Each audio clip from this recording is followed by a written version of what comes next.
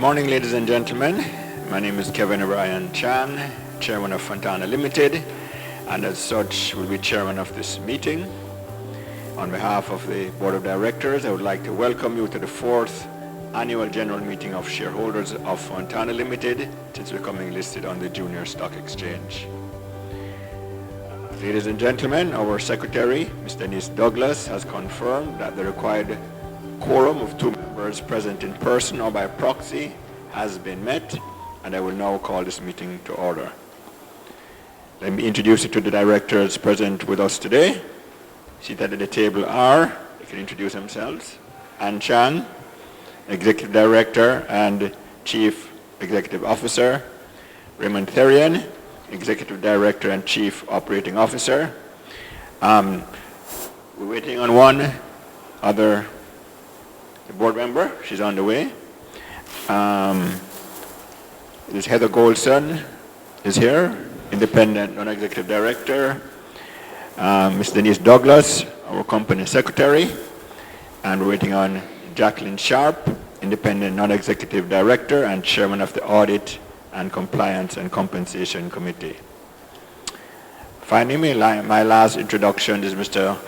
Dashan Dodd and Ms. Delcine Kelly, representatives from the audit firm of Crichton, Mullings and Associates, the company's current auditors. And now we shall say a prayer, and Stephanie, I am appointing you, or anointing you.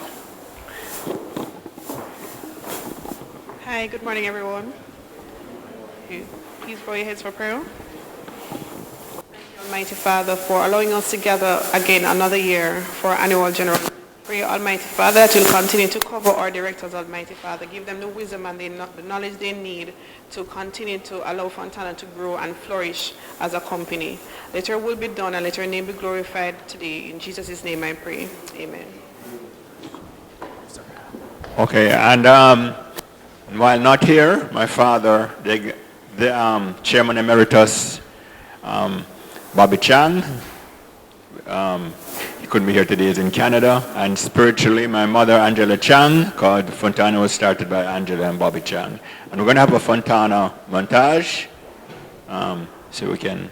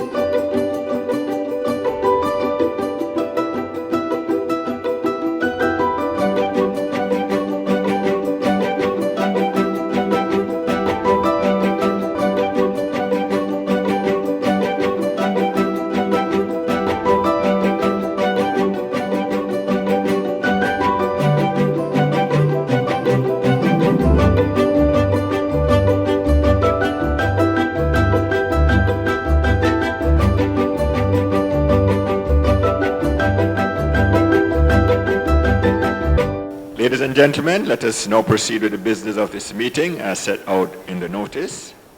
The notice convening the meeting has been circulated to members, and I now propose that we take such notice as having been read.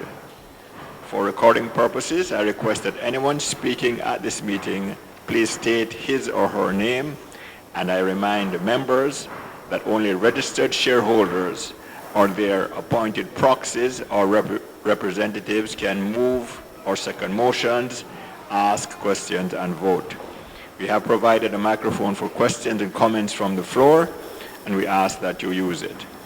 I now ask the Secretary to proceed with the business of the meeting.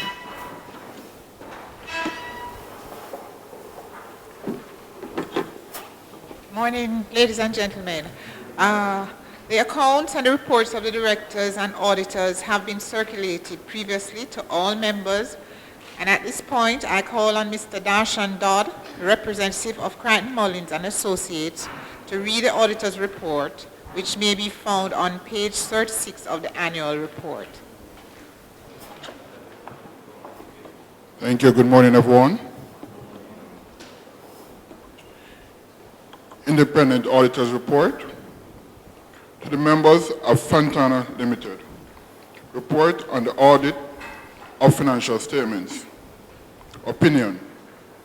We have audited the accompanying financial statements of Fontana Limited, the company, which is comprised of the statement of financial position as at June 30, 2022, the statement of comprehensive income, the statement of changes in equity, and the statement of cash flows for the year then ended, and a summary of significant accounting policies and other explanatory notes. In our opinion, the accompanying financial statements give a true and fair view of the financial position of the company as of June 30, 2022, and of its financial performance and cash flows for the year that ended in accordance with International Financial Reporting Standards, IFRS, and the requirements of the Jamaican Companies Act, the Act. Basis for opinion. We conducted our audit in accordance with international standards and auditing, ISAs. Our responsibilities under those standards are further described in the auditor's responsibilities for the audit of the financial statement section of our report. We are independent of the company in accordance with International Ethics Standards Boards for Accountants, International Code of Ethics for Professionals, for Professional Accountants, including International Independent Standard IESBA Code. We have fulfilled our other ethical responsibilities in accordance with the IESBA Code. We believe that the audit evidence we have obtained is sufficient and appropriate to provide a basis for our opinion. Key audit matters. Key audit matters are those matters that, in our professional judgment, were of most significance in our audit of the financial statements of the current period. These matters were addressed in the context of our audit of the financial statement as a whole, and in forming our opinion thereon, we do not provide a separate opinion on these matters. Key audit matters continue. 1. Carrying value of inventory. Inventory is reported at 991.9 million and represents 22% of total assets of the company as of June 30th, 2022.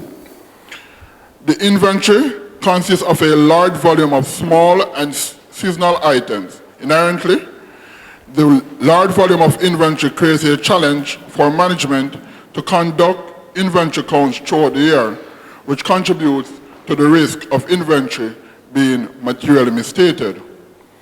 In determining the current value of inventory, management focuses on conducting periodic counts on high-value departments from the overall inventory. How the matter was addressed in our audit. Our audit procedures to address the key audit matter relating to the current value of inventory included the following. Firstly, reviewing the company's standard operating procedures in order to assess the effectiveness of internal controls over inventory. We observed stock counts at each of the company's store locations.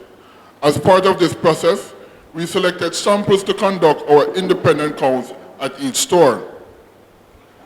The samples from our stock counts were cross-checked against the inventory system, and unresolved variances were extrapolated to the inventory population of each store. Based on the procedures performed, an adjustment of 3.53 million was made to the carrying value of inventory.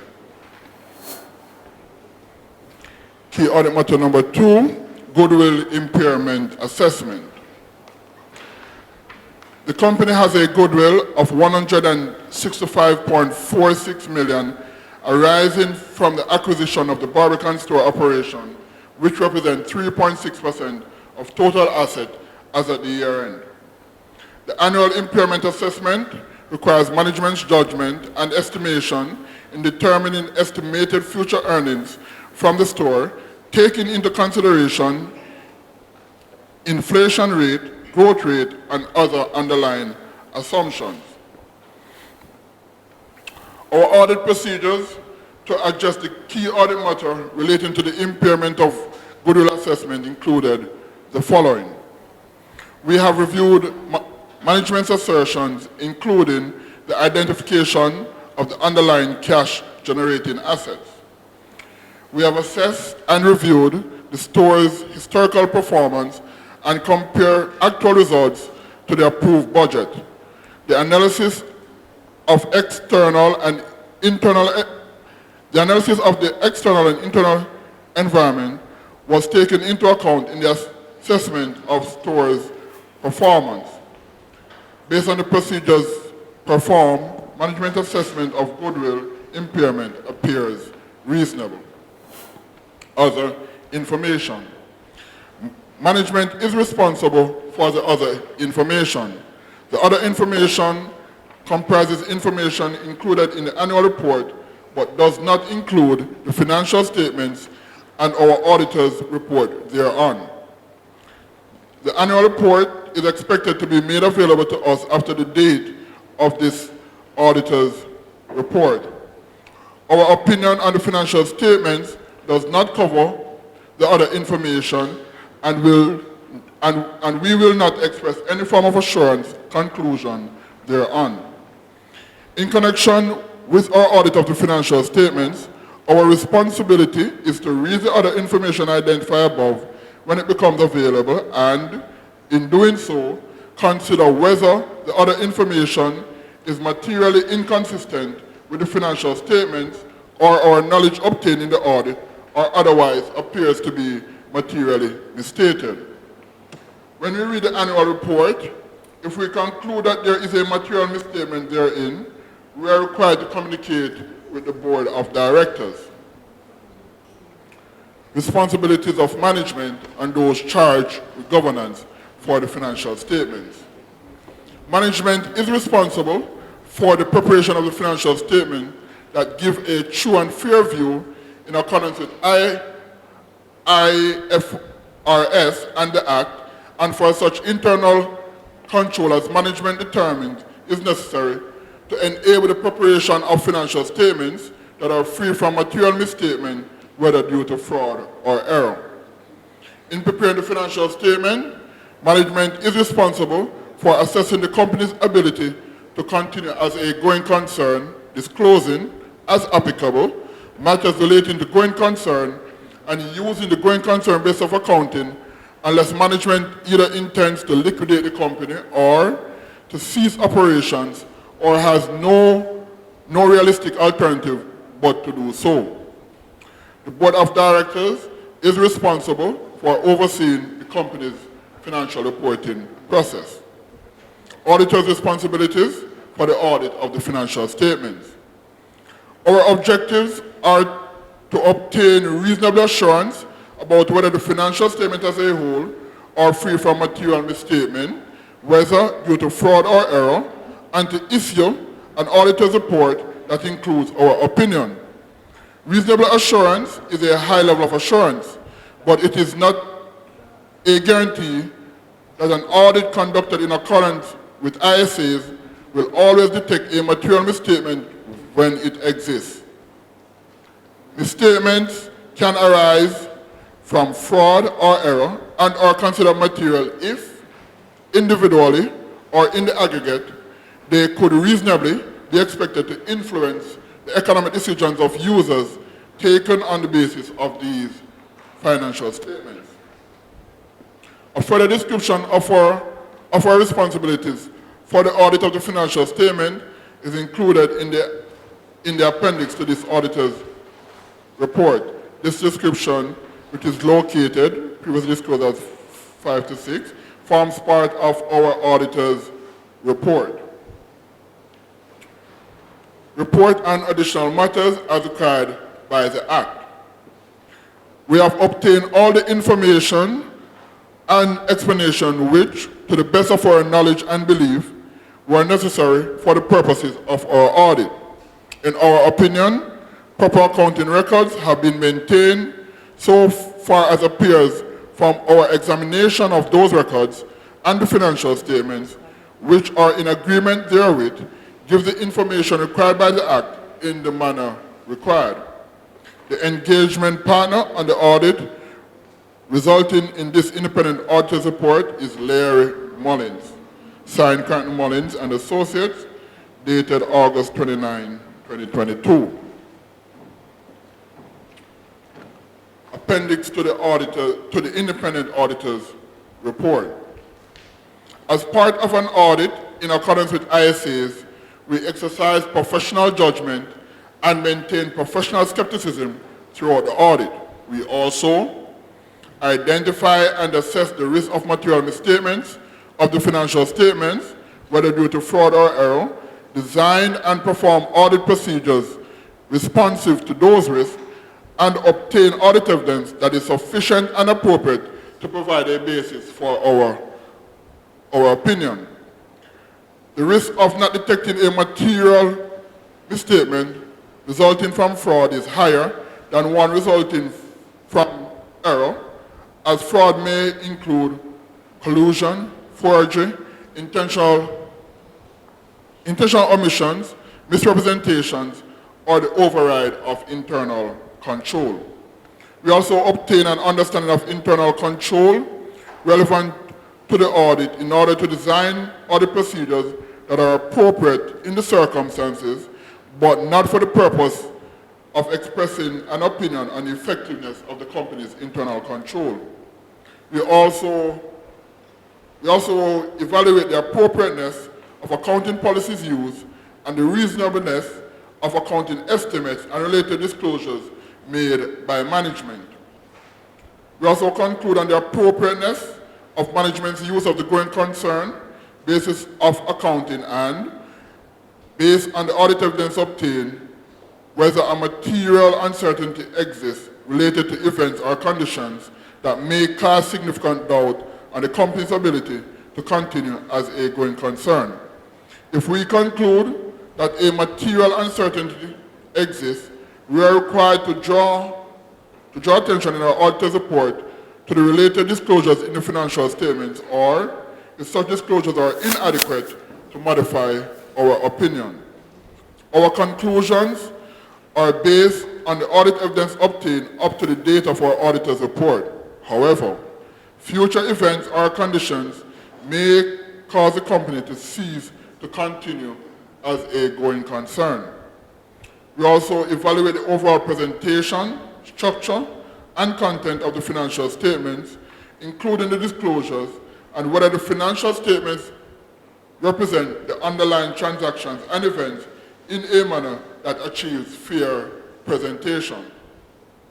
We communicate with the Board of Directors regarding, among other matters, the planned scope and timing of the audit and significant audit findings, including any significant deficiencies in internal control that we identify during our audit. We also provide the Board of Directors with a statement that we have complied with relevant ethical requirements regarding independence, and to communicate to them all relationship and other matters that may reasonably be thought to bear on our independence and, where applicable, related safeguards. From the matters communicated with the Board of Directors, we determined that those matters that were of most significance in the audit of the financial statements of the current period and are therefore the key audit matters. We describe these matters in our audit report unless law or regulation precludes public disclosure about the matters, or when, in extremely rare circumstances, we determine that a matter should not be communicated in our audit report because the adverse consequences of doing so would reasonably be expected to outweigh the public interest benefits of such communication. This is our audit report. Thank you, Mr. Dodd. I now ask that you take the director's report, which may be found on page 9 of the annual report, as read. Thank you for so agreeing. We're not hearing clearly what you're saying. I now ask that you take the director's report, which may be found on page 9 of the annual report, as read. Thank you for so agreeing.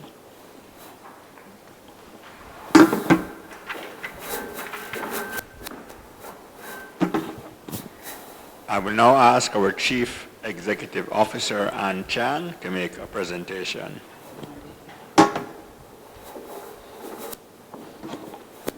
Hello, everyone. So nice to see some very familiar faces and some new ones. Thanks for making the trip. I know a lot of you came from Kingston, a long drive, but we're happy to have you here in the country. Let's start. So we already introduced our board of directors, but we love them so much we thought we would just show them to you again. They're all sitting right up here. It's unfortunate that Mr. Chang couldn't be here, but he's here in spirit. I know he would really love to actually be here. He loves to meet everybody, and it's really unfortunate. But he's doing well. I know a lot of people are asking, and he's in great health, and he's doing well. So as many of you know, we currently have 6 locations, 2 in Kingston, and pretty good coverage across the island. I know a lot of people didn't know about Fontana in Kingston until we came there, but we've been in operation for a long time covering the rest of the island. So it's our 55th anniversary this year. Exciting.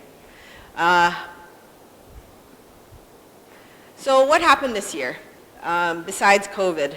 I think that we weathered this extremely well, despite a number of challenges in which COVID had an impact, but many other things happened. The war in Ukraine had a huge impact on supplies, shipping, everything due to the oil. Cost of goods, they just continued to rise.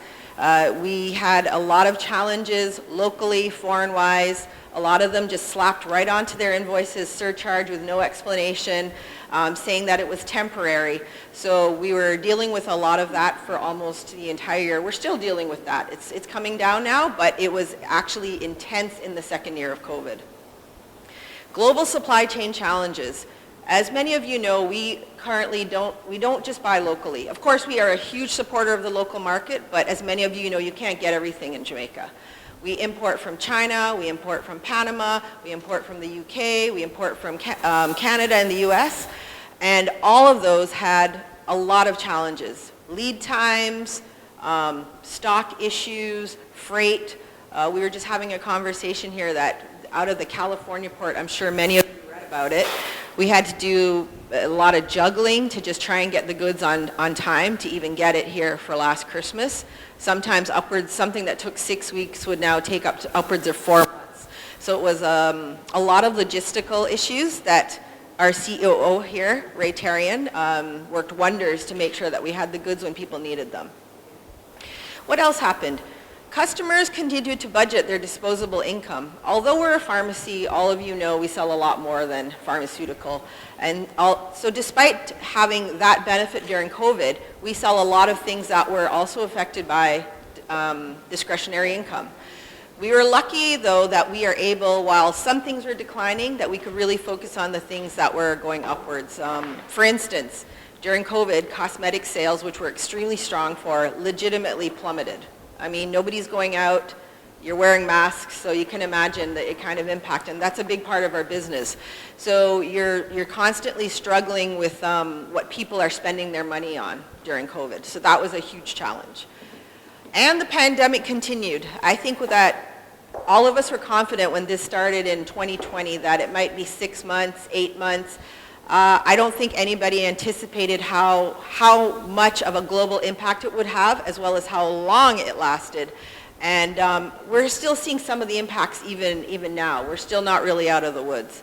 But despite all of these challenges, Fontana produced excellent results for our shareholders. So how did we respond? We stocked up on our inventories. We were in a good position that we could afford to stock up on our inventories and make sure we had the right things when people wanted them. We leveraged our position to be able to buy in volume. And this was not just from abroad, but also locally. We worked really closely with our local suppliers, and you know that they were facing the same challenges we were. So trying to get the stock, when it came in, it took a lot of work on all ends, to work with them closely, to anticipate when it's coming, to forecast it, to get it into the stores, all of that kind of stuff. As I mentioned before, we spent a huge amount of time working on consolidating our purchases, trying to deal with the huge freight increases, and we tried really hard not to pass all of those on, obviously, to our customers. I don't think it's fair that when you have an expense that everything gets passed right on, so that was a bit of a challenge, knowing that sometimes the increases are 10, 20%. What else? We used our buying power. I mean, we are 6 stores strong, so sometimes you have to flex your muscles, and that's exactly what we did when it was needed, to make sure that when stock was, limited, that we made sure we got a fair share, and that even Salve, our poor little Salve that gets left out, that they got stock even when, some stores in Kingston were not able to, but we were able to use our power to make sure that happened. As I stated, we made sure we had the stock when people wanted it. Not just stock, but the stock that people actually were buying. And we really were the pioneers of improving contactless shopping experience. Our WhatsApp sales increased by a huge amount. We saw our deliveries increase, and it's interesting to note, this is especially in Kingston. Our Kingston WhatsApp and delivery service, eclipses almost everybody else combined.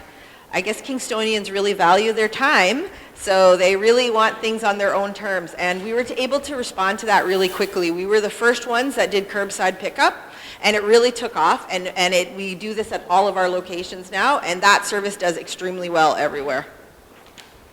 As a matter of fact, our WhatsApp queries, prescriptions, all of that kind of stuff was up 36% year over year, which is a big increase. It takes a lot of manpower, but it's really worth it because our customers absolutely love it, having to limit their time when they come in.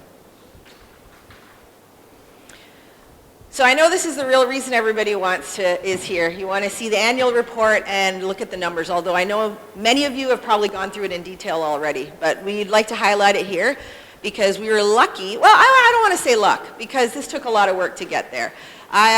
We were able to grow double digits in almost every avenue: revenue, profit, net profit, assets. Everything was on an upward trajectory for the entire year.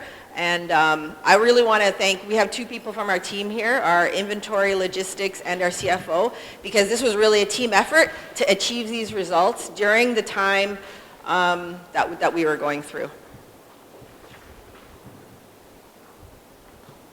So you can see that since we've gone public, our sales have continued to grow exponentially. In particular, I want to note that our Ocheria store in Montego Bay, they actually were hit, I'd say, the hardest during the pandemic because they're so dependent on tourism. And while it's not the tourists that are necessarily coming, the whole trickle-down economy associated with it. So we were very pleased to see when everything opened back up that those 2 stores bounced back especially strong. So we're very happy about that. And we're continuing to see it now. This year has been very good for tourism, and so we expect that this will be an upward trajectory. So what else? It wasn't just revenues that grew. Our profit after taxes grew by 18%, which also resulted in our earnings per share moving from 0.41 to 0.49. I would think that that's something that makes all of you sitting here very happy. So what else was good? We didn't just grow things on the revenue side, we really tightened our belts. Our operating expenses as a percentage of sales declined from 25.2% to 23.6%. And we did do a lot to try and manage that. You know, we had to manage times in less hours, with less resources, a lot of things to get that number out there. And as a result, our operating profit also grew by 17%. So again, double digits for everything. We're really proud of that. Our cash flows improved by 74%, and I think everybody knows what we're saving all of that cash for. Our Portmore store that'll be opening up this year. And then we also secured a $500 million bond with BNS at 6%, which I think was a great thing to line us up perfectly. We are so ready for Portmore to come on stream. I know you guys are anticipating it, and so are we. So how do we do compared with our competition? If you look at how we perform versus Jamaica's retail growth, I think you can see that we outperformed them in every single quarter. And again, I don't think that was luck. I think we did a lot of things. I think we responded quickly. I think we're a very flexible organization. So I think we did a lot of things that other people were slow to do to get these numbers. So our customer counts grew by almost 10%. So that's the only one that's not double digit. But we sold more to them. So technically you can say it was still almost a double digit. Shareholder equity grew by $356 million and increased almost 20%.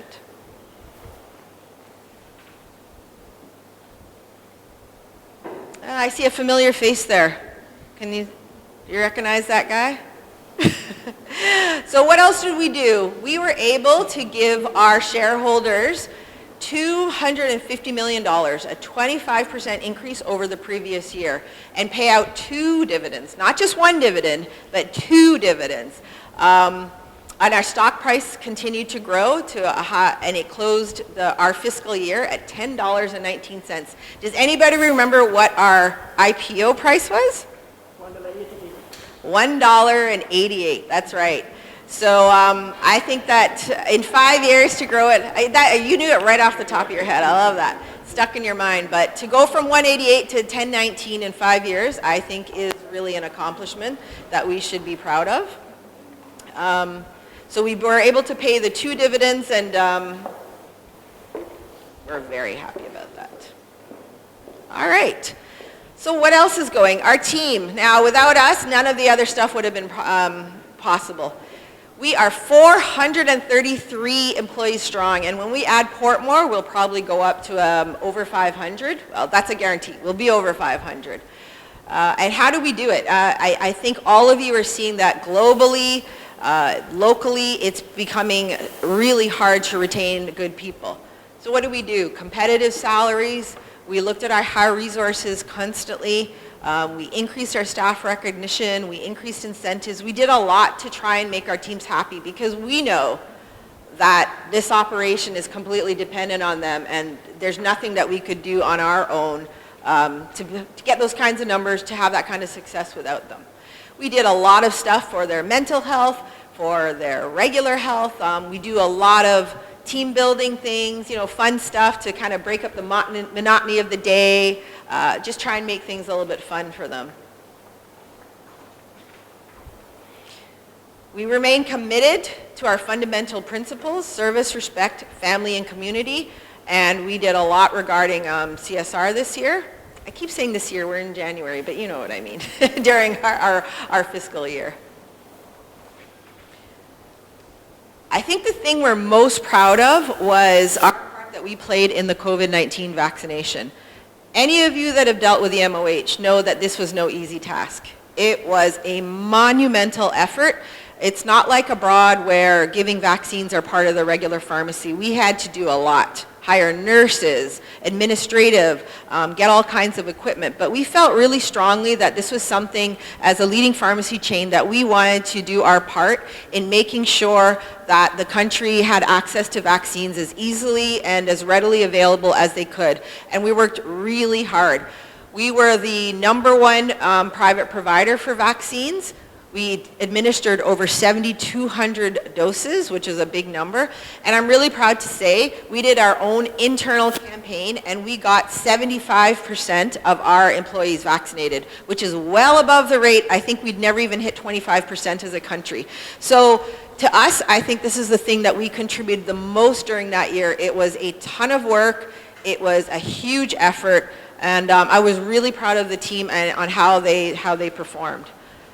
What else do? We have continued to promote our, what is that, 6 years of doing our wishing tree, where we adopt in each community children in either homes or hospital, and we do a toy drive, and then we go and deliver them. Santa goes and delivers them with their helpers, and they're so overly joyed just to get something. You know, a lot of these kids don't have anything, so we're especially proud of that. And every place that we have a location, we find a partner and do that every single Christmas.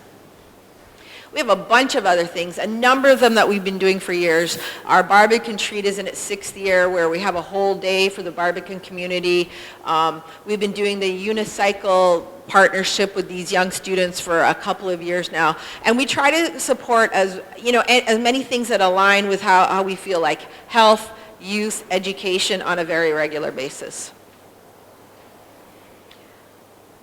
So what are our plans for the future?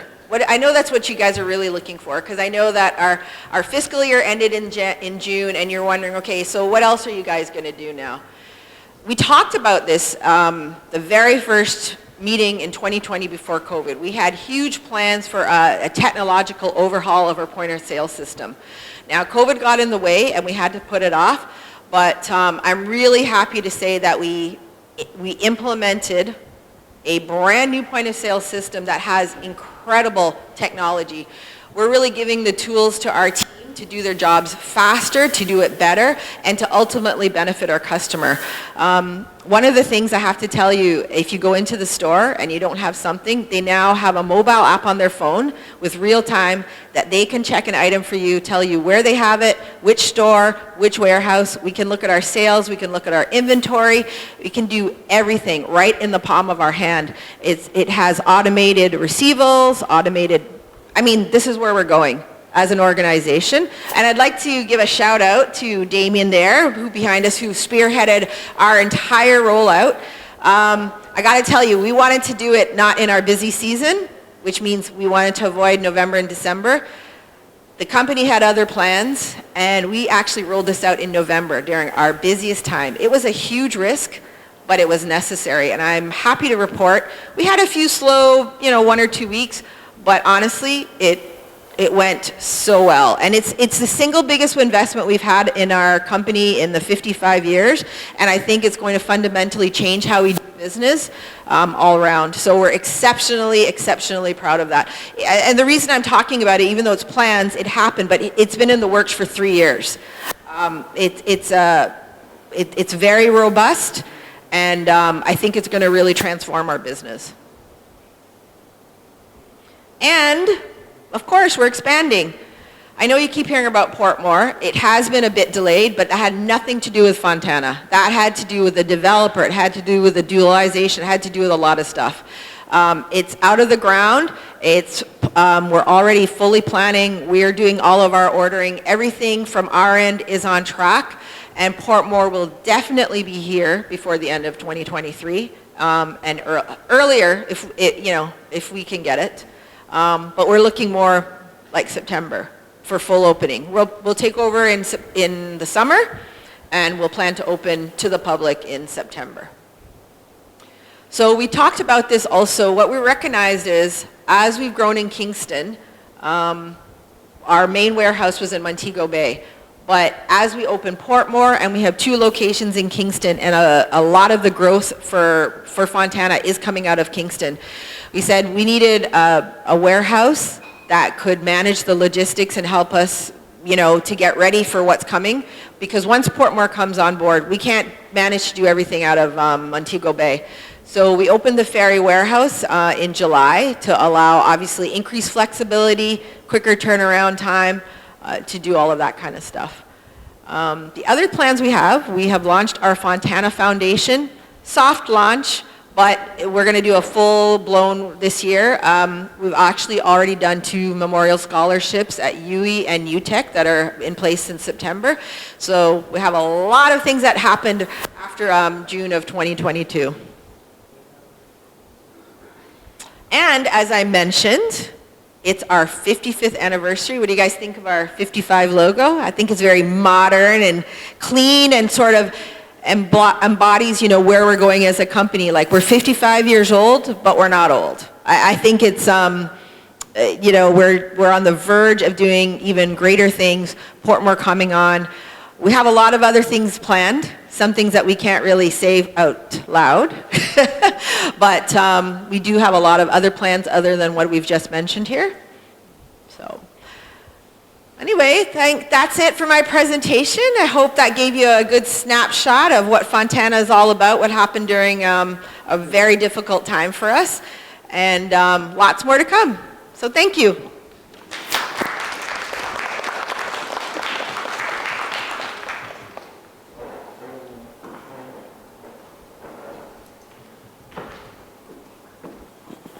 Thanks to that very thorough report from our CEO. And which magazine was it? Business Suite magazine? Yes, elect chose Ann Chang as CEO of the year, correct? On the junior market. Okay. And as I say, I think we have the top CEO and the top COO. They are the keys to Fontana's success. Ray Therian and Ann Chang Therian. Trustees in there. Okay, I will now invite the members to the question and answer session.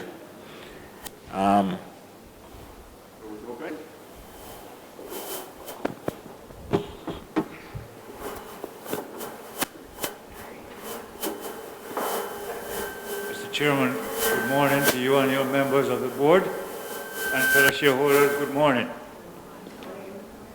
We thank you, Mr. Chair, for being able to entertain us physically at a meeting since COVID. We are sure that you will continue to do your best, you and your employees, to grow this company the way we want it to grow. Mr. Chair, we do appreciate the original input of our former chairman, Bobby.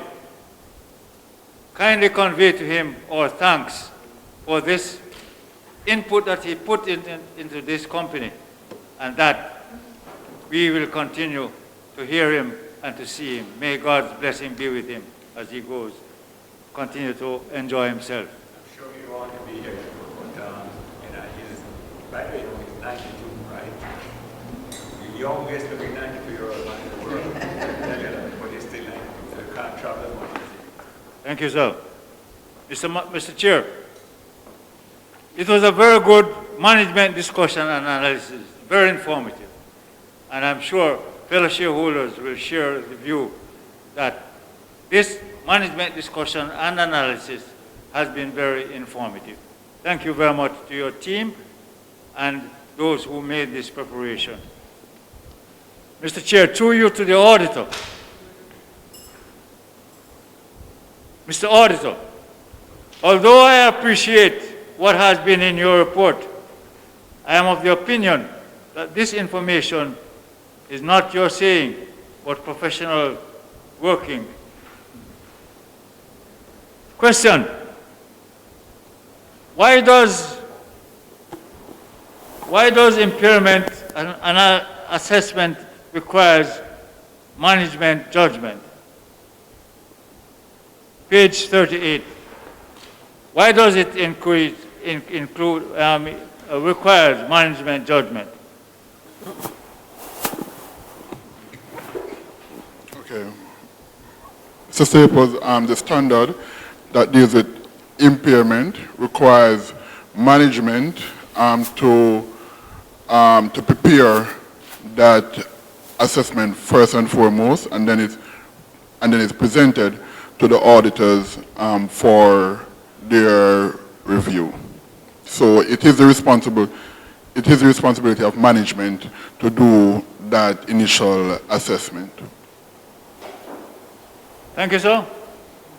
Before you go, why was this adjustment made to the carrying value of the inventory? Explain. Okay, so as we have indicated in the key audit matter, right, based on the size and the volume of the company's inventory, right, it is not most prudent or feasible to do counts 100% at the year end. So they are periodic counts, right? Now, when that happens, from time to time, you do have small variation based on our samples that we selected, and on the counts, there were some variations which we are then required to extrapolate to pretty much project to the population, right? And based on that, there was this difference of 3.5, which, by the way, has been coming down over the years. If you do remember the previous years, those amounts would have been larger. I think last year was 19, yes. Mr. Auditor, am I to understand that this is a requirement, basically? Yes, it is. First and foremost, there has to be stock counts, right? And we are required to observe those stock counts, which we do annually, right? But based on the size and the number of store locations, as I said, the company does its counts, periodic counts, and the larger departments are done more regular. But if you look at it, out of a possible hundreds of millions in inventory, the adjustment is 3.5, which based on that is rather small, but we have to make that adjustment. Mr. Chair, thank you very much, Mr. Auditor. Mr. Chair, what accounts for this high cash and cash equivalent? Explain. Page 42. Page 42. What accounts for this high cash and cash equivalent? Very good question, Mr. Staple.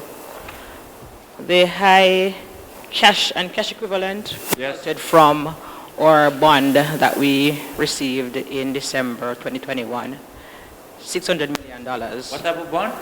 It's an unsecured bond, 6% for the first 3 years with Scotiabank. It's a 5-year bond. And that was in preparation for our Portmore build-out. So am I to understand that this is a one in many cases? I don't understand that question. In other words, do you expect to do this in 23? No, we don't. No, we don't have any plans for that.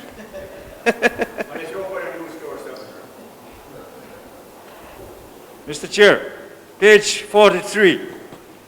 What accounts for this high cost of sales and financial costs over last year?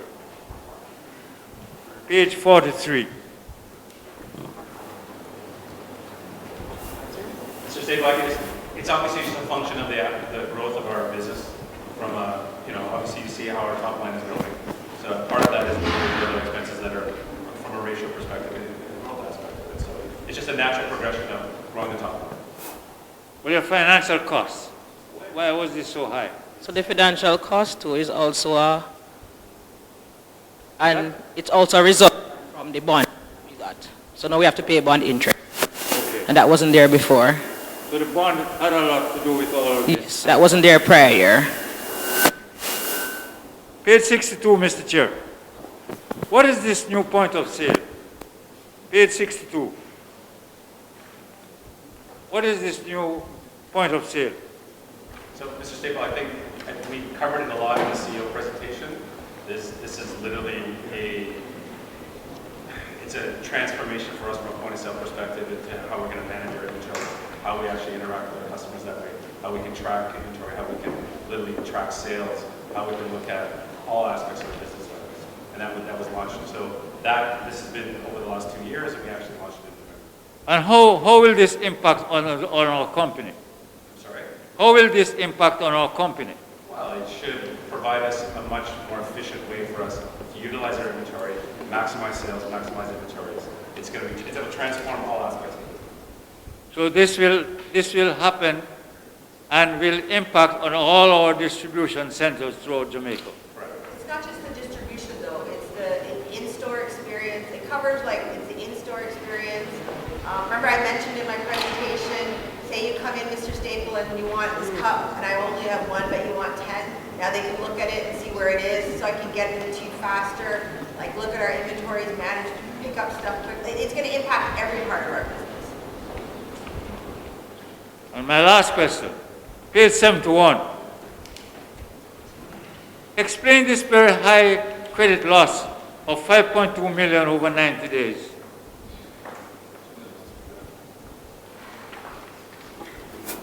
Page 71. Another very good question, Mr. Staple.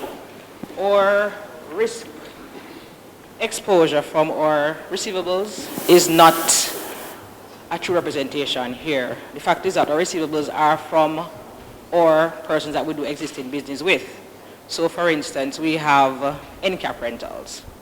We have in-store advertising. If it is that I cannot recover my receivables, I can always take those monies from my payables to these suppliers. Also, our rates are trending down. When we look at the lifetime ECL to the total AR, we were at 21% in 2020, 24 in 2021. We're now back at 22%. So we're working assiduously at getting back to our 2020 rates where we were 21%, 5% total write-off of debt, and recoverable of our bad debts that were written off prior year. We're working on those. Mr. Chair, am I to understand that going forward, 23, this number will be reduced significantly? We're working on it, sir, assiduously. You're working on it? Yes, sir. Okay, let's hope that this will happen. Mr. Chair, congratulations to you and your staff for the hard work they are putting in. I have been into Waterloo, and the staff there have been very hard working. They don't know me, I don't know some of them. But as I walk around trying to find what I want, they have been very helpful in helping me to understand where what I'm looking for is. Thank you very much, Mr. Chair, and God bless you and your staff for the hard work that you're putting into this company. Thank you very much. Thanks to those insightful questions, Mr. Staple, because, you know, the questions you're asking and pointing out to people help to educate everybody. And thanks for your kind words about the staff. We appreciate it much. Good afternoon, everyone. On? Okay. Good afternoon, all. My name is Abel Don Foot. I must agree with Mr. Staples' closure.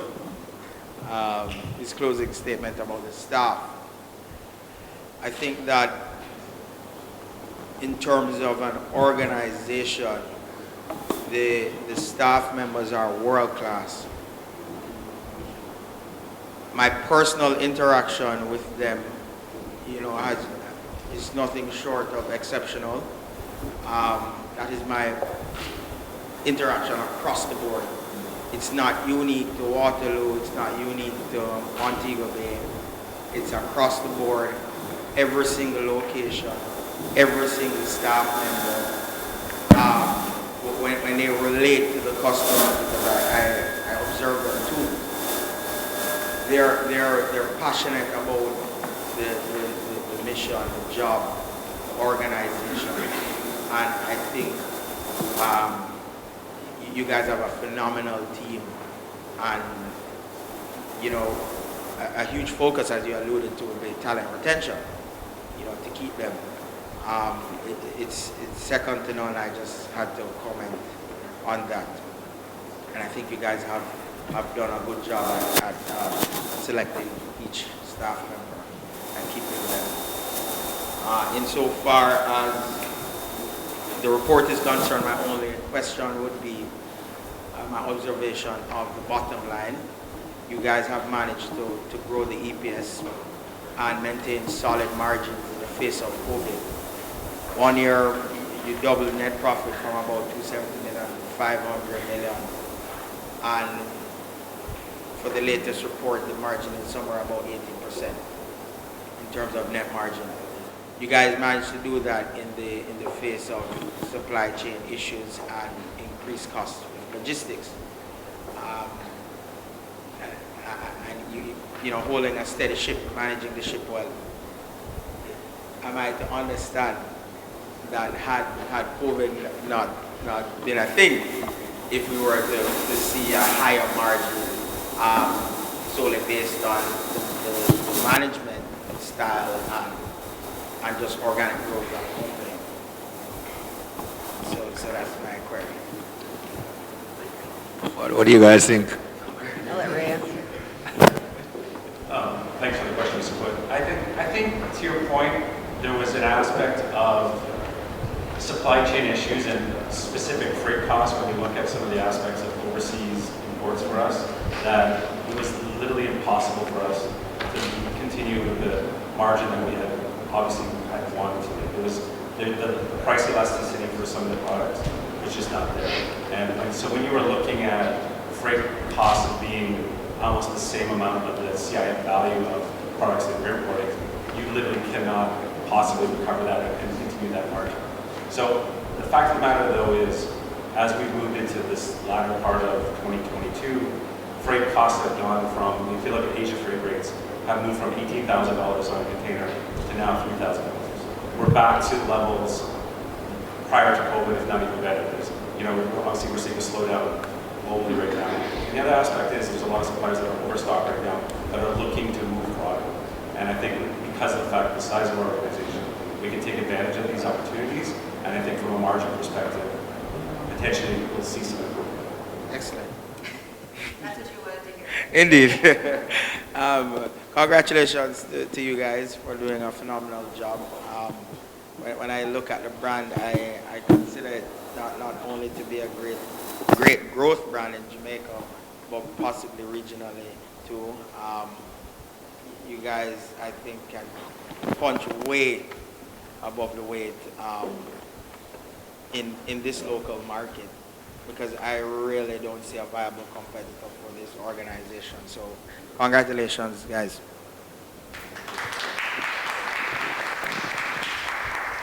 To the kind work, Mr. Also known as Beat the Case. His other nickname is Beat the Case. He's still never lost a case yet, right? As a lawyer. Yes, Mr. Staple. Yep, just a question. Go ahead. Mr. Chair, I wanted to make sure that our former chairman, Bobby, did a wonderful job in putting this thing together. And I'm sure he's happy now wherever he is to know that this business continues and that whoever is running this business now is making him very, very, very happy. Congratulations to him, and God bless him. He's chairman emeritus. And don't forget, my mother's here spiritually, because she and he started in 1968 in Mandeville. So they're always here with us in spirit. Good afternoon. I am Timika Stevens. Question. What additional services do you think can be added to enhance the Fontana experience?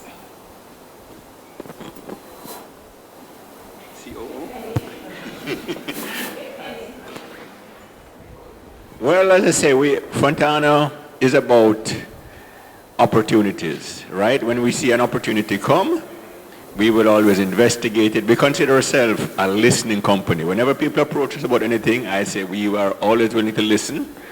And So when opportunities present themselves, we're always willing to evaluate and see if it's a good idea or not. So as I said, we can't say given the specifics, but we're always very open-minded. We are not one of those who say no quickly. We said, okay, we listen and see how we can. And we're always looking to improve. Any way that we can see to improve the business and the new services. As the CEO said, during COVID, we had the curbside, we had the WhatsApp, you know. So we can't give specifics, but our attitude is always the old school saying, good, better, best, never let it rest, till the good is better, and the better is best. We may not reach it best, but we're always aspiring, okay? I did want to add that a lot of the things we've added actually have been customer suggestions, and we take it very seriously what the customers are asking for, and they funnel a lot through our employees who have open doors to all of us.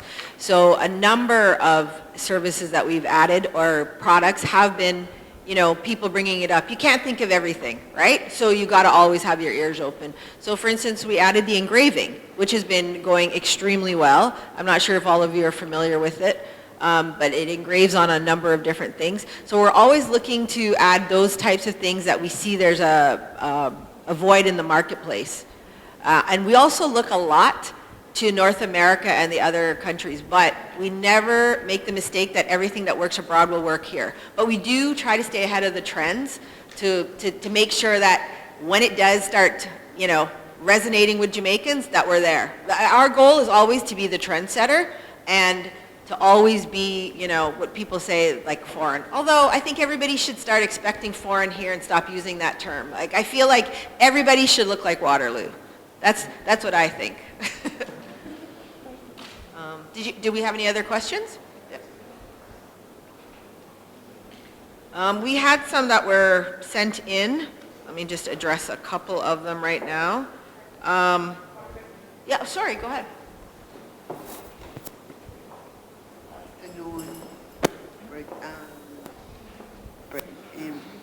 Afternoon, Virgin and members and staff of Fontana. So lovely, and this 2023 was so good. COVID gone, and it was so very great. We don't have to use no mask anymore, but God is so good to us. And I love this company and your company. When I go in Fontana, it's so, I have a lot of customers in there and show me round and round the place, and it's so, quality is so good and nice, and I want to keep up this company forever. I don't want to slide from this company. Very, very good. Very good. I love this company. Fontana, all over I shop. Shop in Kingston, Montego Bay, South, all around. So I thank you so much, and it's a pleasure for this very, very company. God bless you. This is my few words.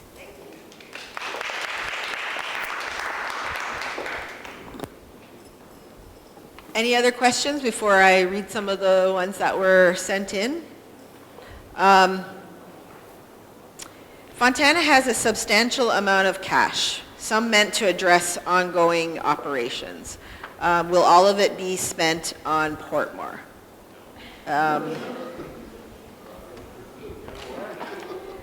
Actually, and also, apart from the dividend, are we looking at a share buyback? I don't think we're ever opposed to that. However, the cash reserves that we really have now have been earmarked to help with our growth. The only way to keep growing as a company is to keep growing our revenues, and right now, Portmore is our focus. We do have some other places on the horizon, verbal, not written, so we can't really say what they are. But we also believe, we've had a lot of questions. People say, well, why don't you go outside of Jamaica into the Caribbean, which also is a long-term plan. However, I think we've always stressed we don't feel that Jamaica is tapped out, especially Kingston. I think when we were first opening up Waterloo, we ourselves assumed a 20% drop at Barbican that we never saw materialize. So we still feel that there's a lot to be had from Jamaica. Even, we haven't reached our maximum here yet. I think everybody else would agree. We're continuing to grow it here. Waterloo is only 3 years old. It certainly has a lot more to accomplish. Well, one of the questions was, Fontana has a business center, do we envisioning expanding that? But we actually have a business center at every single location. I think some people, again, their first experience was Kingston, so they're not familiar with all of the other stores, but it's something that we saw as an opportunity very early. I'm sure a lot of you have to go there, especially if you have children. We do like binding, photocopying, we do Tara, we do FedEx, we do PayPal, not PayPal, Paymaster. So we do a lot of other things that we add on to our business center, as well as like graphic work and all of that type of stuff. So that's always, whenever you see a Fontana, you can always count that there will be an aspect of a business, and it's business / school, I would really say. And any other last, it's a very quiet crowd. Thought you would have more questions, but I guess these meetings are great when results are good. If there isn't anything else, I'll pass it on to the chairman to wrap it up. Okay, ladies and gentlemen, we have heard your comments, your observations, your criticisms, and the suggestions. We have endeavored to answer your questions and trust that we have done this to your satisfaction. I now wish to proceed to consideration of the resolutions before us and ask the secretary to continue. On a show of hands, we will vote on the resolutions at this meeting. Are you hearing me? To receive the reports of the directors and auditors and the audited accounts of the company for the financial year ending June 30th, 2022, consider and if thought fit pass the following resolution. Resolution 1, that the reports of the audited accounts of the company for the financial year ending June 30th, 2022, together with the reports of the directors and auditors thereon, be and are hereby adopted. Would a member please propose a motion? Would someone please second the motion? Can I have your name, please? Mark Smith. Mark Smith?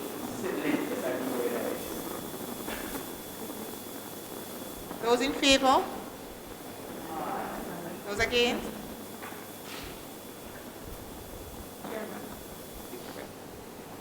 I declare the motion carried.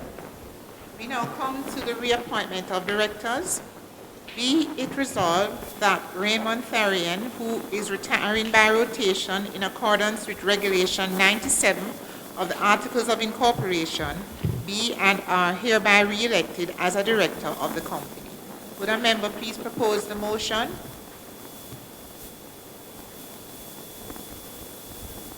Would someone second? Those in favor? Against?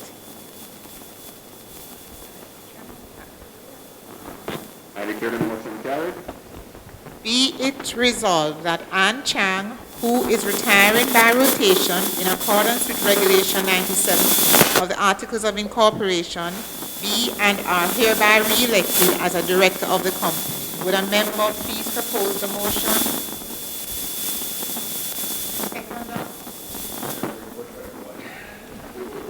Those in favor? Against? I declare the motion carried. Be it resolved that the interim dividend of 10 cents per share paid on December 14, 2021 be and is hereby ratified.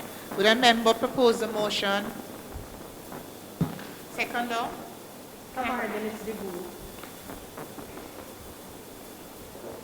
Those in favor? Against? I declare the motion carried.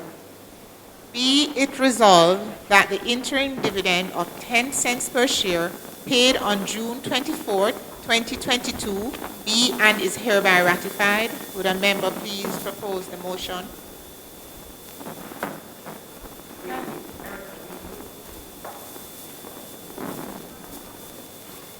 Seconder? Those in favor? Those against?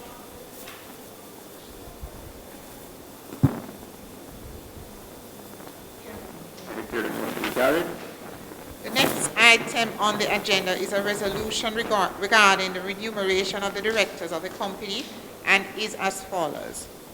That the amount shown in the audited account of the company for the year ended June 30th, 2022 as fees of the directors for their services as directors be and are hereby approved. May I have some proposed motion, please? Would someone second? Those against? Those in favor? Those against?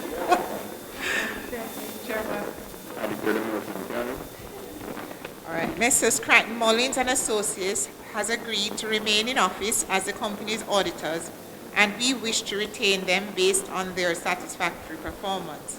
So I will now ask someone to propose the resolution. That the remuneration of the auditors, Crichton Mullins and Associates, who have signified their willingness to continue in the office, be such as may be agreed between the directors of the company and the auditors. Would a member please propose the motion? Oh. Some second?